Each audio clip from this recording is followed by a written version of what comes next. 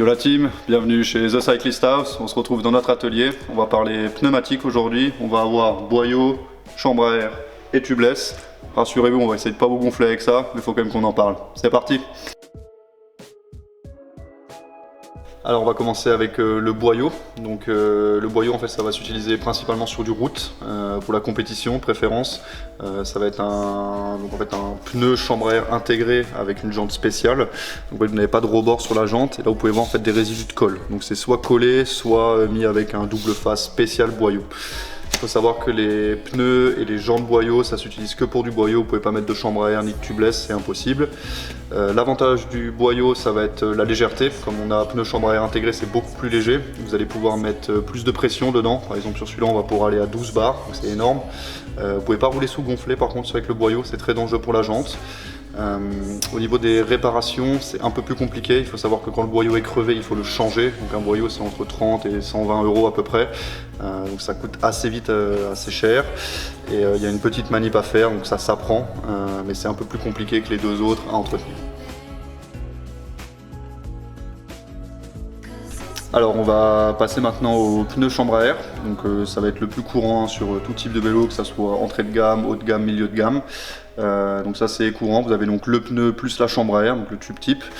Donc là, hop, vous avez un petit rebord sur la jante, comme ici vous pouvez constater, et à l'intérieur vous avez donc la chambre à air. Donc il faut savoir que ça se rapproche vraiment du tubeless, la seule différence ça va être la chambre à air. Donc là niveau réparation c'est très simple, hein. Vous crevez, si le pneu n'est pas trop abîmé vous changez juste votre chambre à air, s'il est trop abîmé vous changez le pneu. C'est à la portée de tout le monde, besoin de 2 démonts de pneus, très simple, une pompe. Et voilà, au niveau du prix c'est en fonction de votre usage, vous avez l'entrée de gamme, du haut de gamme, en fonction des pneus, des chambres à air que vous voulez mettre.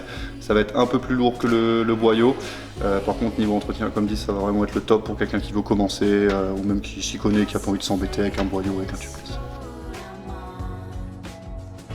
Donc maintenant on passe au dernier, donc la petite révolution de ces dernières années, ça va être donc le tubeless que vous allez retrouver maintenant même sur du route. Avant c'était principalement sur des routes VTT, hein.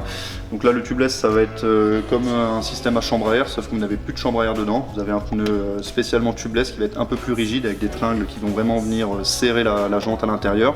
Dedans on va retrouver donc un liquide préventif, donc ça va être un liquide un peu visqueux avec des petits copeaux dedans qui va venir en fait boucher les trous si jamais vous crevez, donc ça va être des petits trous, des petits trucs, voilà, ça bouge pas tout non plus. Vous avez une valve spéciale à mettre dedans, en fait c'est juste une valve que vous venez visser dessus, mettre le liquide à l'intérieur, le faire tourner, gonfler et vous êtes parti.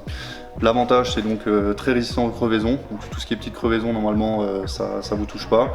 L'inconvénient on va dire ça va être si vous crevez, vous allez avoir du liquide un peu partout. Bon ça se nettoie très facilement donc c'est pas vraiment un souci. Il faut savoir que dans ce type de pneu, principalement en VTT, vous allez pouvoir mettre des boudins à l'intérieur, donc pas à la place de la chambre à air, mais pour éviter d'abîmer sa jante si par exemple votre pneu est sous-gonflé ou crevé, vous avez toujours ce petit boudin qui va venir protéger votre jante. Voilà, donc j'espère que cette petite vidéo vous a plu, j'espère que vous en savez un peu plus donc, sur les différents types de pneus qui existent, ce dont vous avez besoin, donc principalement boyau compétition, chambre à air débutant amateur et tubeless, grosso modo c'est à peu près pour tout le monde. Voilà, donc si ça vous a plu, n'oubliez pas de nous lâcher un petit pouce bleu, partagez-la sur les réseaux, si vous avez des questions n'hésitez pas à nous contacter et nous on se revoit une autre fois pour de prochaines vidéos. A plus!